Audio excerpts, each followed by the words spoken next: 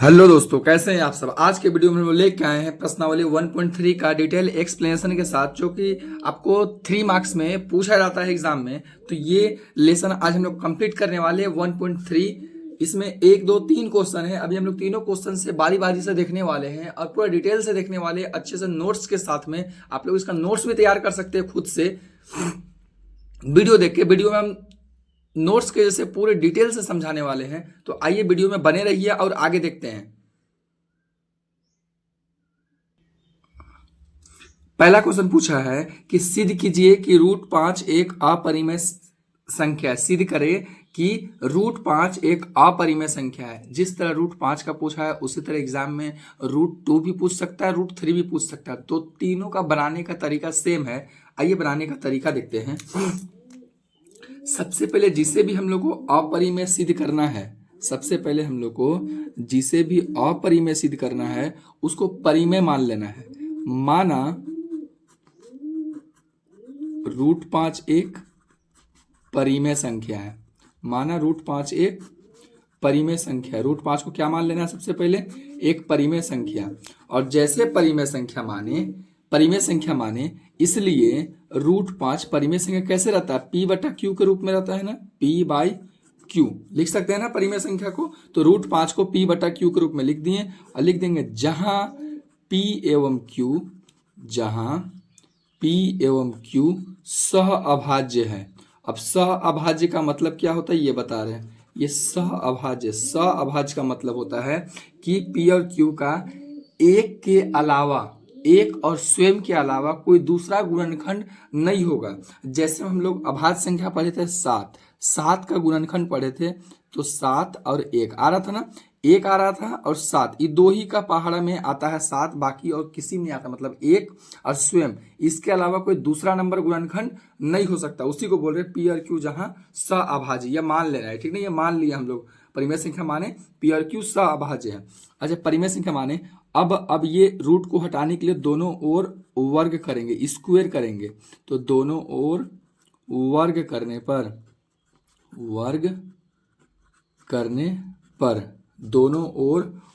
करने पर अब इधर √5 है, इसका भी वर्ग करेंगे। अब इधर P का भी स्क्वायर और इधर Q का भी स्क्वायर। और कोई भी संख्या का रूट का स्क्वायर करते तो रूट हट जाता है, खाली नंबर बचेगा 5। यहाँ P²/Q²। इसके बाद ध्यान रखना है, जो भी नंबर रहेगा ना उसको P या Q के नीचे लाना है। ये Q को यहाँ ले जाएंगे, 5 को यहाँ ले, तो P के नीचे आ जाएगा, Q² ऊपर चल गया और 5 नीचे आ जाएगा। P² का नीचे में 5। अब ध्यान दीजिएगा, 5 जो है P² को विभाजित करा ना, प्रमेय 1.1 बोलता है कि यदि चूंकि 5 जो है किसको भाग दे रहा है? बट्टा में मतलब कि डिवाइड दे रहा है, भाग दे रहा है ना। P² को विभाजित करता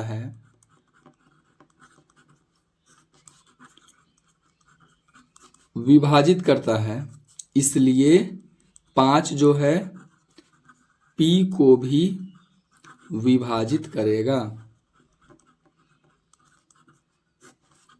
हाँ, तो इतना बन गया कि 5 जो है P² को विभाजित कर रहा है, इसीलिए 5 P को भी विभाजित करेगा।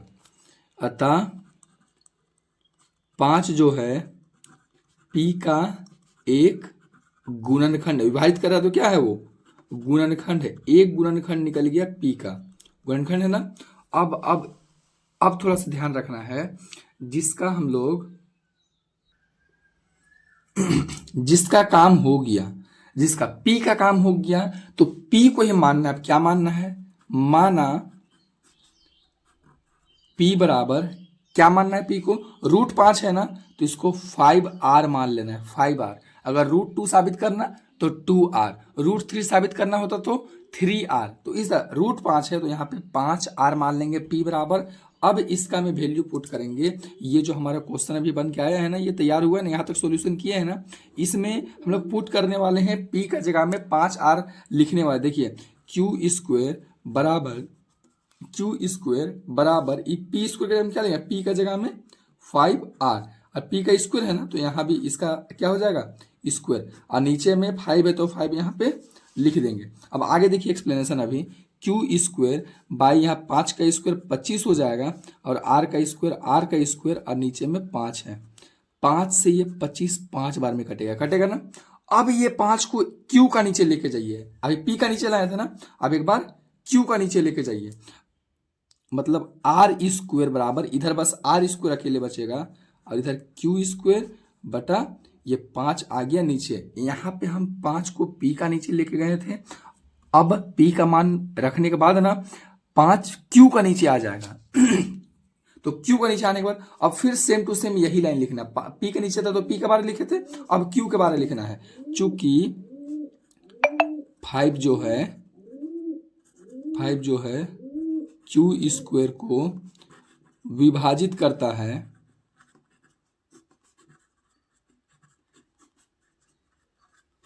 इसलिए 5 क्यू को भी विभाजित करेगा। 5 क्यू स्क्वायर को विभाजित करता है, इसलिए 5 क्यू को भी विभाजित करेगा। अतः 5 जो है क्यू का एक गुणनखंड है। क्या है? एक गुणनखंड है। अब देखिए 5 निकल गया पी और क्यू का गुणनखंड, और हम लोग स्टार्टिंग में क्या माने थे कि पी और क्यू क्या है? सहअभाज्य, मतलब एक के अलावा स्वयं का आया कोई उभयनिष्ठ गुणनखंड नहीं मिलेगा। जबकि यहाँ दोनों में, यहाँ पी का भी निकल गया 5 गुणनखंड और क्यू का भी एक गुणनखंड 5, मतलब एक और स्वयं के अलावा एक गुणनखंड और निकल रहा है। तो ये हम लोग गलती मान लिए ना, शुरू में परिमेय हम लोग गलत मान लिए, मतलब ये अपरिमेय संख्या ही है, वही लिखने जा रहे हैं। ध्यान देखिए क्या लिखेंगे, चूंकि 5 जो है P और Q का उभयनिष्ठ गुणनखंड है, P और Q दोनों का गुणनखंड है,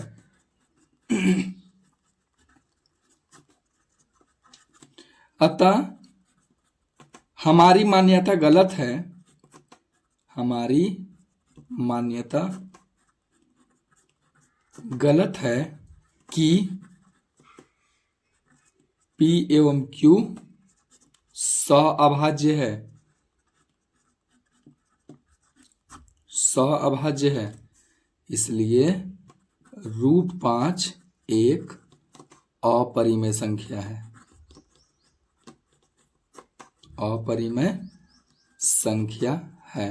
ये हमारा प्रूव हो गया, सिद्ध करने बोला था, ये प्रूव हो गया। मतलब सबसे पहले क्या किए, √5 को बोला था अपरिमेय सिद्ध करने, उसी को परिमेय मान लिए, और परिमेय माने तो इसको P बटा Q के रूप में लिख सकते हैं। और P और Q क्या है? सहअभाज्य है। √5 को रूट हटाने के लिए स्क्वायर करेंगे तो इधर 5 बचेगा, इधर P और Q। 5 को P का नीचे लेके जाना, याद रखिएगा किसी के ना किसी के नीचे, यहाँ जगह चेंज करेंगे हम लोग, तो Q चल गया 5 की जगह में और 5 आ गया P Q के जगह में, तो ये नीचे। अब यहाँ तक आने के बाद लिखना है 5P स्क्वायर को भाग दे रहा है ना, तो 5P स्क्वायर को विभाजित करता है, इसलिए 5P को विभाजित करेगा, भाग दे रहा है तो 5P का एक गुणनखंड है। अब P का काम हो गया ना, तो P को ही मानना है 5 बार, P को ही कितना मानना है? 5 बार। अब यहाँ 5 बार रख दिए P का जगह में, ऊपर सेंटेंस में P स्क्वायर था ना, यहाँ 5 बार रख दिए और इसको सोल्यूशन किए, तो अब 5 को हम लोग को Q के नीचे लिया, और जैसा P में लिखे थे वही लाइन Q में लिखना है। अब पता चल गया कि 5 जो है P और Q दोनों में आ रहा है, इसीलिए लिख दें कि 5 P और Q दोनों का उभयनिष्ठ गुणनखंड है। अतः हमारी मान्यता गलत है कि P और Q सहअभाज्य, गलत माने हम लोग, इसलिए √5 एक अपरिमेय संख्या है। तो ऐसा ही हम लोग √3, √2 और √7 को भी इसी तरीका से बनाने वाले हैं, ऐसे ही बनने वाला है। तो सेम टू सेम, बस वैल्यू चेंज, जहाँ 5 दिख रहा है वहाँ √2 रहेगा तो 2 लगाना है, और √3 रहेगा तो 3 लगाना है। सेम टू सेम इसी तरीका से बनने वाला है। तो आइए अब नेक्स्ट क्वेश्चन देखते हैं हम लोग। नेक्स्ट हम लोग देखने वाले हैं दूसरा नंबर सवाल। सिद्ध कीजिए कि 3 + 2√5 एक अपरिमेय संख्या है। तो एक बात ध्यान रखिएगा कि अगर √5, √2, √3 ये सबको अपरिमेय सिद्ध करना बोले, तो जैसे अभी बतलाया था लंबा मेथड, एक पेज लग जाता है उसे बनाने में। लेकिन अगर √5 के साथ कुछ और नंबर रहेगा, जैसे 3 + 2 √5 है, नीचे में और भी 4 सवाल है, तो ये सब थोड़ा शॉर्ट बनने वाला है, 4 से 5 लाइन में आंसर आ जाने वाला है। तो सेकंड नंबर बनाने वाले हैं 3 + 2 √5 को अपरिमेय संख्या सिद्ध करना है। तो आइए इसको सोल्यूशन करते हैं। सबसे पहले जैसे वहाँ सोल्यूशन कर रहे थे कि 3 + 2 √5 को एक परिमेय संख्या मान लेना है। माना 3 + 2 √5 एक परिमेय संख्या है। क्या मान लिए इसको? एक परिमेय संख्या है। और अगर परिमेय संख्या है तो इसको क्या लिख सकते हैं? p/q के रूप में लिख सकते हैं कि 3 + 2 √5 = p/q लिख सकते हैं ना। अब एक बात ध्यान रखना है, बस √5 को इधर रखना है, बाकी जो भी नंबर है सबको वो साइड लेके जाना। पहले 3 जाएगा, इधर 2 √5 बचेगा, इधर p/q है, और इधर प्लस में 3 है, वो माइनस में 3 आ जाएगा। अब इसको जब सॉल्यूशन हम लोग करेंगे, एलसीएम लेके, इसका नीचे 1 है, q और 1 के एलसीएम q आ जाएगा, ये p - 3q आ जाएगा ये। अब इधर बस हमको √5 रखना है, √5 याद रखिए, बाकी 2 यहाँ मल्टीप्लाई में है, 2 भी यहाँ मेरा डिवाइड में आ जाएगा। 2 जब नीचे आएगा तो यहाँ पे 2q हो जाएगा। अब बस इतना ही करना है, जैसे रूट लाई एक तरफ आ गया बस, अब उसके बाद आगे सॉल्यूशन है, बस लिख देना है चूंकि p - 3q/2q, ये जो भी रहेगा इसको परिमेय संख्या लिखना है और इसे अपरिमेय संख्या।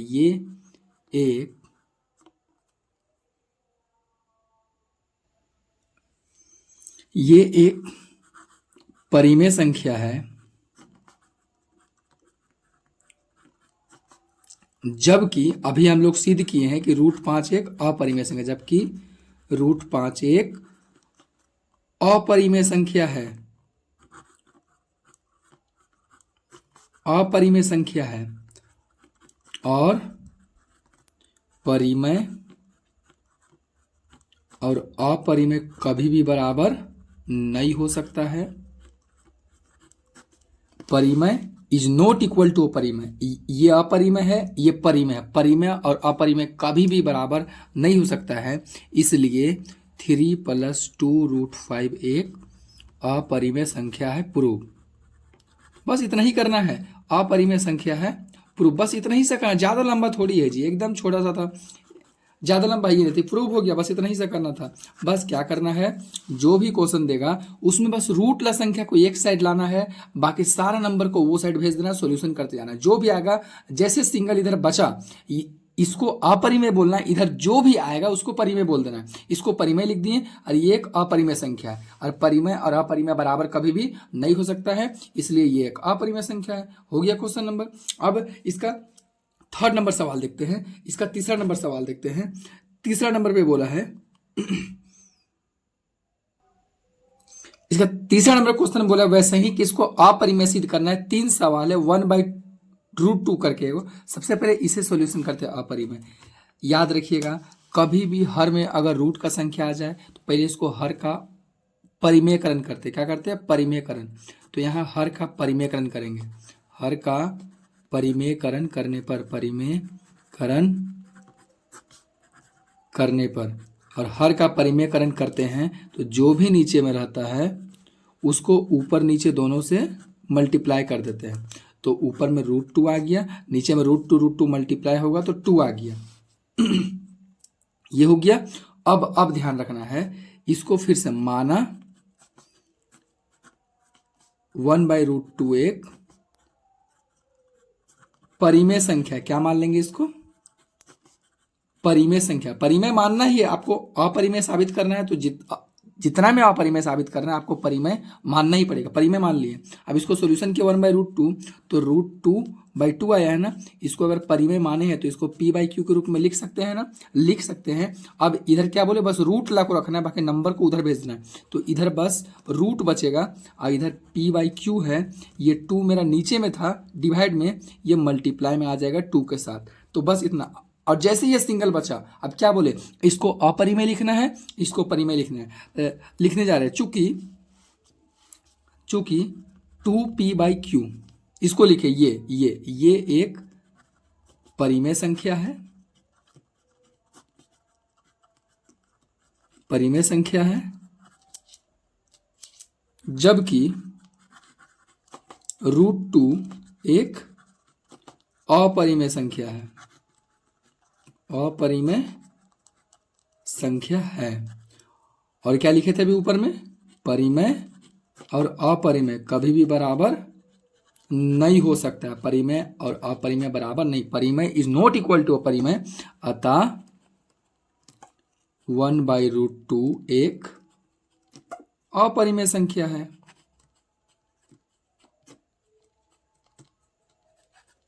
ये प्रूव हो गया। बस इतना सा ही काम था, इतना ऐसे करना, ज्यादा सॉल्यूशन एकदम 2-2 लाइन का सॉल्यूशन, 2-2 लाइन का बस। तीसरा का आप दूसरा नंबर सवाल देखने जा रहे हैं और तीसरा देखने जा रहे हैं 7√5 एक अपरिमेय संख्या, इसको साबित करना 7√5। तो 7√5 एक अपरिमेय संख्या, इसको साबित करना है तो सबसे पहले इसको मानना है, क्या मानना है, परिमेय। अपरिमेय साबित करना है तो इसको सबसे पहले परिमेय मान लेना। माना 7√5 एक परिमेय संख्या है, क्या मान लिया इसको, एक परिमेय संख्या। परिमेय संख्या जैसे माने 7√5 को हम लोग P/Q के रूप में लिख सकते हैं ना, P/Q के रूप में हम लोग लिख सकते हैं। लिख लिए, √5 को बस इधर रखिए, बाकी 7 को आप उधर भेज दीजिए। 7 यहाँ मल्टीप्लाई में था, यहाँ डिवाइड में आ जाएगा बस। अब क्या बोले, ये अपरिमेय इसको जानते हैं, इसको परिमेय बोल दिए। चूंकि P/7Q एक परिमेय संख्या है, कैसा है, एक परिमेय संख्या है, जबकि √5 एक अपरिमेय संख्या है, अपरिमेय संख्या है।